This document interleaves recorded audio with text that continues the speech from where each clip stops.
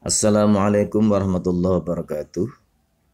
Alhamdulillah kita bisa melanjutkan kembali kajian kita terhadap hadis-hadis muamalah dalam kitab Bulughul Maram yang saat ini kita baru sampai pada hadis kedua ya dari kitabul Buyu'. Baik, mari kita mulai dengan bersama-sama membaca basmalah. Bismillahirrahmanirrahim.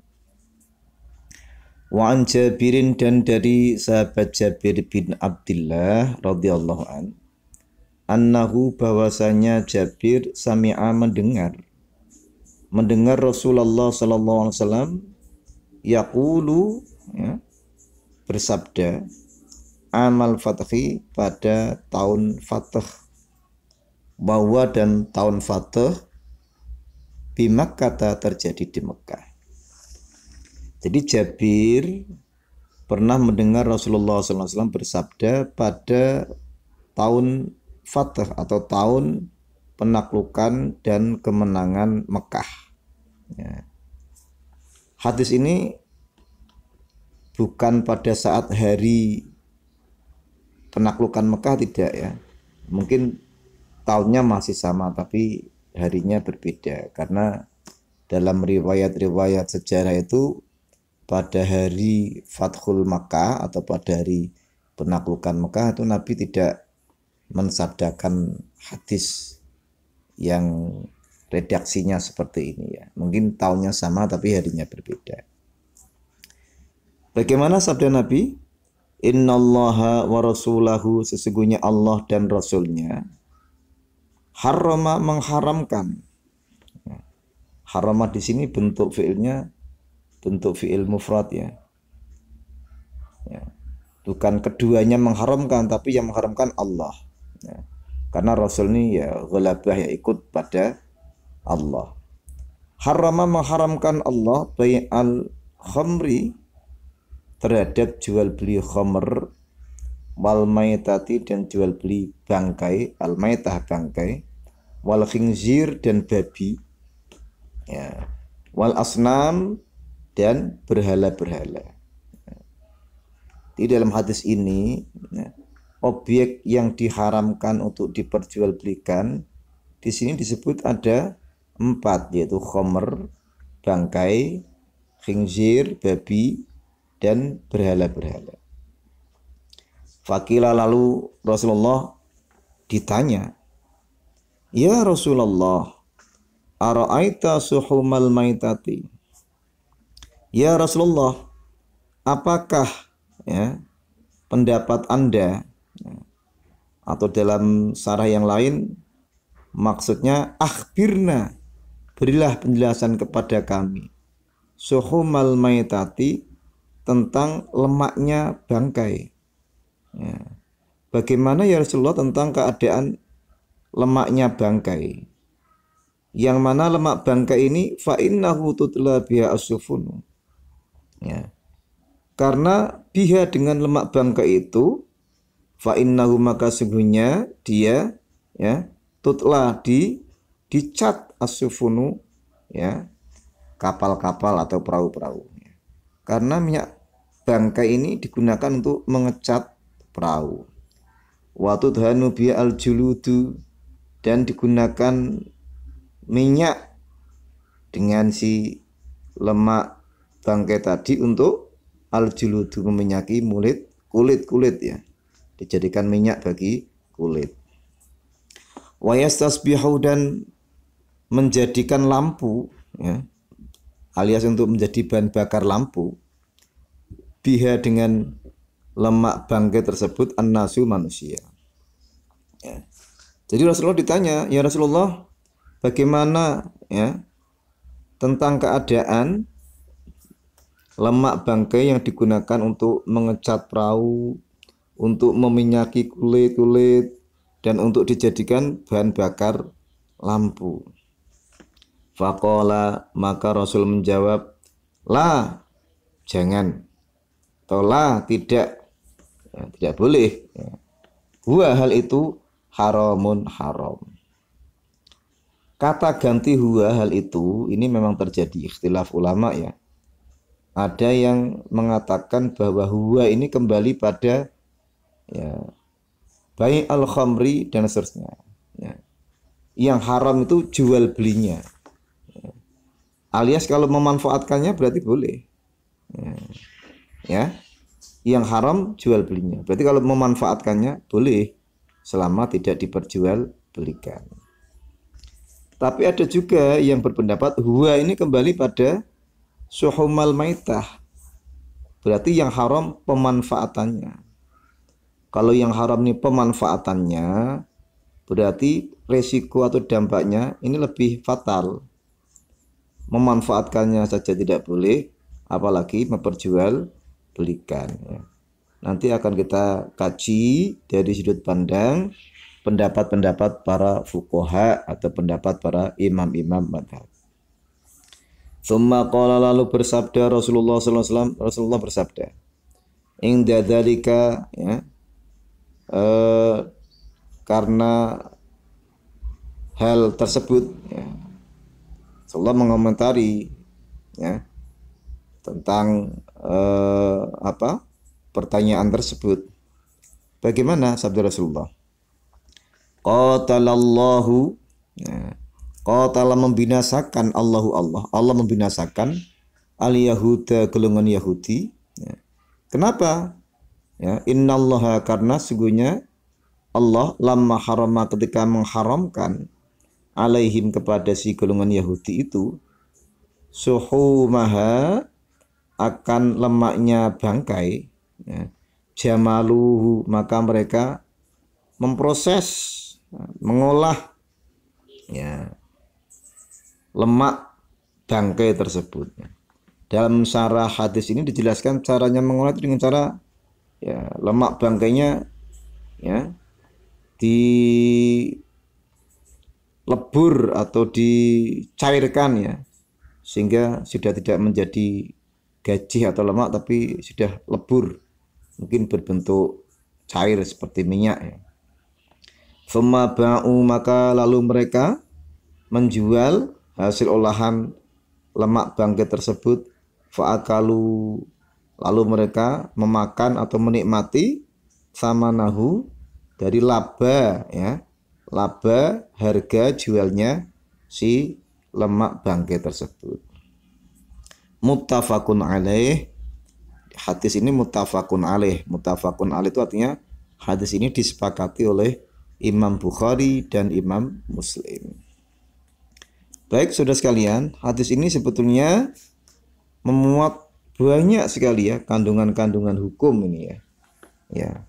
Itu kalau dalam syarah-syarah hadis ini sampai berlembar-lembar ini, kalau dikaji sebulan mestinya nggak selesai ini ya. Banyak sekali kandungan hukumnya. Cuma kita akan menjelaskan ya beberapa hal saja yang mungkin kita anggap penting dan kita anggap perlu untuk menambah pengetahuan kita. Sisanya silakan nanti Anda melakukan ya discovery learning ya, melakukan sendiri untuk mengeksploitasi penjelasan-penjelasan ya, sarah-sarah ya terkait hadis-hadis hukum, terutama hadis yang berkaitan dengan larangan-larangan jual beli. Saudara sekalian, dalam hadis ini ada 4 hal objek ya jual beli yang dilarang oleh Allah, diharamkan oleh Allah, yaitu khamr, bangkai, babi ya, dan berhala-berhala. Mari kita bahas satu persatu ya. Yang pertama ya, khamr, jual beli khamr itu hukumnya haram. Nah sekarang khamr itu apa khamr? Khamr itu kalau arti bahasa itu ya, khamara yahmiru atau khamara yahmuru itu artinya menghalangi atau menutup. Karena orang yang meminum khamr itu kan menjadi mabuk, dan dengan mabuk itu akalnya terhalang. Sedangkan dalam arti istilah khamr itu adalah kullu muskirin, segala sesuatu yang memabukkan ya. Segala sesuatu yang memabukkan itu hukumnya haram dijual ya. Nah tentang keharaman khamr ini, ya, ini memang terjadi ikhtilaf di kalangan ulama. Kalau dalam mazhab Syafi'i dan mazhabnya Imam Ahmad serta Imam Maliki, bahwa segala sesuatu yang memabukkan, ya, itu sedikit maupun banyak itu hukumnya haram. Kita minum sampai mabuk atau kita minum, ya, dan kita tidak mabuk, ya, mabuk atau tidak mabuk, itu hukumnya haram. Ya. Misal Anda ke sebuah bar, Anda minum, ya, satu botol anggur mereknya vodka misalkan, atau topi miring, karena ketahanan fisik Anda, ya, kuat, satu botol tidak mabuk, ya, itu tetap haram karena sedikit banyak atau ngicipi saja satu sendok, ya, tetap haram. Dalam mazhab Syafi'i, Maliki dan Imam Ahmad itu berpendapat bahwa keharaman khamr itu karena memang mengandung unsur nabit, ya, unsur yang memabukkan, ya, karena mengandung unsur yang memabukkan, ya, karena mengandung unsur yang memabukkan, diminum sedikit atau banyak, diminum sampai mabuk atau tidak mabuk, hukumnya tetap haram. Nah, ini pendapatnya Imam Syafi'i, Imam Ahmad dan Imam Maliki. Sedangkan menurut pendapatnya Imam Hanafi, bahwa unsur yang atau bahwa elat yang menyebabkan keharaman khamr ini bukan unsur nabit atau bukan unsur zat yang memabukkan, tapi adalah, ya, keadaan mabuknya. Ya. Haram, ya, minum khamr karena apa? Karena unsur mabuknya. Ya. Artinya kalau tidak mabuk, ya, berarti tidak haram. Nah, itu menurut pendapat Imam Hanafi. Ya. Maka, ya, kalau diterapkan saat ini ya kadang-kadang kita agak repot, ya, menggunakan pendapatnya Imam Syafi'i secara konsekuen, secara murni itu agak repot karena sekarang banyak tuh produk-produk yang sebetulnya tuh mengandung unsur nabit atau mengandung unsur yang memabukkan, yakni alkohol. Ya. Yang mana, ya, andekan itu dikonsumsi terlalu banyak ya bisa jadi mabuk. Misalkan Anda makan tape. Tape itu kan sebetulnya proses fermentasi dari olahan singkong, yang mana tape itu juga mengandung unsur nabit, unsur yang memabukkan karena mengandung alkohol misalkan. Dan kalau kebanyakan makan juga bisa menyebabkan mabuk, pusing kepalanya. Ya, lah ini sebetulnya kalau kita tiap hari makan tape, ya, itu sebetulnya kita secara tidak sengaja itu mengikuti pendapatnya Imam Hanafi. Ya, Imam Hanafi. Ya. Nah, tetapi kalau dalam mazhab Syafi'i, ya, itu sedikit atau banyak, ya, sebetulnya tidak boleh, haram itu hukumnya. Ya. Nah, cuma kriteria minuman itu termasuk khamr atau tidak khamr, ya, itu memang, ya, kita mengikuti, ya, regulasi pemerintah melalui, ya, regulasi-regulasi yang berkaitan dengan kesehatan, ya. Sebab memang unsur mabuk tidak mabuk itu memang bisa diukur dalam sisi medis, ya. Ya, ya, mestinya kalau semuanya yang beralkohol itu mestinya mengandung nabit, ya. Cuma kadarnya itu memang sudah ada, ya, sudah ada standar, ya, mana yang secara dominan itu memabukkan, mana yang secara dominan tidak memabukkan. Lah maka kita kalau mengikuti mazhab Syafi'i secara murni ya sulit. Kalau mengikuti pendapatnya Hanafi, ya itu terlalu beresiko. Maka kita ambil tengah-tengah dengan cara mengikuti regulasi pada pemerintah atau pada sultan dalam penentuan standar itu termasuk minuman khamr atau bukan, ya, atau bukan. Nah, pemerintah itu biasanya menerapkan standar berkaitan dengan jumlah atau porsi alkohol yang terkandung dalam sebuah minuman dan unsur dominasi memabukkannya pada sebuah minuman. Nah, adapun tentang minuman tadi yang memang distandarkan pemerintah sebagai minuman yang bernilai khamr atau mendominasi memabukkan, yaitu haram hukumnya. Ya. Tetapi kalau tidak ya tidak haram, ya. Karena minuman sekarang itu banyak yang mengandung alkohol sebenarnya, walaupun kandungannya sedikit ya. Seperti bir-bir yang ya skalanya rendah, Sprite ya, atau sebangsanya itu kan sebetulnya mengandung sedikit alkohol ya, untuk ya memicu ya rasa lezat atau memicu antibakteri dan sebagainya. Ya kalau itu ya itu tidak haram dijual belikan, karena secara umum itu bukan minuman keras. Secara umum itu bukan minuman yang secara dominan memabukkan. Nah, adapun tentang substansi khamr itu najis atau tidak, itu kalau dalam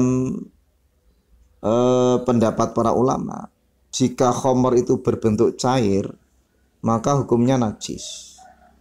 Misal ada minuman yang oleh penetapan pemerintah termasuk minuman keras, ya, bir, merek vodka, merek topi miring misalkan, maka cairan di botol bir tersebut hukumnya najis. Kalau kena baju wajib dicuci ya.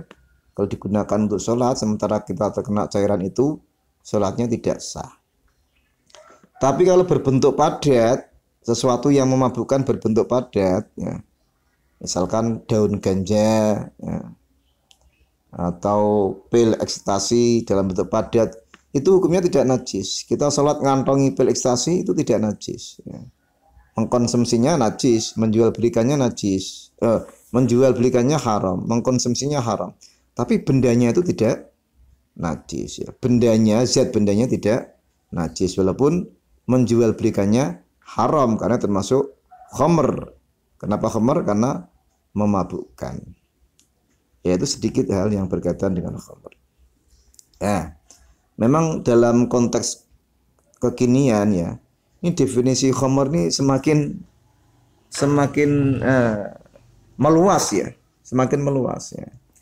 Karena kalau kita misalkan mendasarkan bahwa khamr itu mengandung alkohol ya, padahal alkohol itu ya sekarang ya, fungsinya untuk berbagai macam hal ya, untuk obat, untuk pengawet, untuk kosmetik, itu sebenarnya pakai alkohol ya. Jadi unsur nabit alkohol yang menjadi khamr yaitu mungkin ya alkohol yang memang dijadikan sebagai campuran minuman untuk memabukkan. Tapi kalau alkohol sebagai antibiotik ya, sebagai antiseptik ya, mungkin itu memerlukan kajian yang lebih mendalam ya. Ya, karena itu kan tidak difungsikan sebagai khamr, sebagai minuman keras ya. Kemudian wal maitatu, bangkai. Apa sih bangkai itu? Bangkai itu kalau dalam istilah fikih itu segala binatang ya, yang tidak bisa dikonsumsi dagingnya dan mati ya, walaupun dia disembelih secara syar'i. Misal ya, ular itu kan tidak bisa dikonsumsi dagingnya, walaupun cara penyembelihan ular itu dengan syar'i ya, membaca bismillah, membaca sholawat, menyebut nama Allah, maka hukumnya ular yang mati disembelih secara syar'i itu bangkai ya. Karena apa? karena hewan yang tidak bisa dimakan dagingnya dan mati walaupun disembelih secara syar'i. Terus yang kedua, definisi bangkai adalah binatang ya yang bisa dimakan dagingnya dan mati ya tanpa penyembelihan syar'i. Contoh kambing. Kambing bisa dimakan dagingnya, tapi jika kambing itu tidak disembelih secara syar'i, maka hukumnya kambing adalah bangkai. Nah, binatang-binatang yang dihukumi bangkai ini ya, kecuali ikan dan belalang. Ikan dan belalang itu walaupun matinya mati ya tanpa penyembelihan ya, itu hukumnya tidak bangkai. Jadi kalau bangkai itu hukumnya najis, kalau tidak bangkai berarti hukumnya tidak najis. Berarti ikan walaupun ikan itu membusuk ya tidak najis. Belalang walaupun belalangnya itu dikerubungi semut sudah busuk juga tidak najis karena hukumnya bukan bangkai. Lah, bangkai ini hukumnya najis sehingga haram diperjualbelikan. Ya. Jadi kalau tadi elatnya khamar tadi sudah kita jelaskan. Lah kalau elatnya al-maitah ya, itu karena kenajisannya maitah. Ya. Kenajisannya maitah. Lah adapun kalau manusia itu tidak bisa disebut bangkai. Manusia itu walaupun orang Islam maupun orang kafir ya, itu hukumnya suci. Pada zaman Rasulullah ya, itu pernah ada tawanan orang musyrik itu meninggal. Kemudian si temannya sesama orang musyrik itu menjanjikan mau menebus ya tawanan itu kepada Rasulullah dengan membayar sejumlah uang. Ya. Tapi Rasulullah tidak mau. Rasulullah membiarkan, ya, dah ambil saja ya jasad temanmu tanpa tebusan uang. Sebab nanti kalau diterima tebusannya itu nanti ya akan menimbulkan persepsi bahwa menjual belikan mayat ya. Menjual belikan mayat kan haram ya. Menjual belikan mayat itu hukumnya haram ya. Walaupun mayat manusia itu bukan bangkai, bukan bangkai. Lah kalau termasuk menjual organ itu mestinya ya haram ya. Tapi karena ada faktor darurat misalkan ya, itu ya sekarang terjadi ikhtilaf itu ya. Ya terjadi ikhtilaf ulama tentang orang yang berwasiat untuk menjual organnya itu ya. Ya, itu kajian tersendiri itu. Itu nanti Anda bisa misalkan menulis skripsi tentang jual beli organ manusia ya, ya dengan wasiat misalkan ya. Itu perlu kajian yang lebih lanjut. Ya. Baik, saudara sekalian, kita baru sampai pada maitah ya, pada maitah. Ini karena hatinya panjang, saya putus sampai di sini. Nanti saya lanjutkan lagi pada file berikutnya. Ya, terima kasih. Wassalamualaikum warahmatullahi wabarakatuh.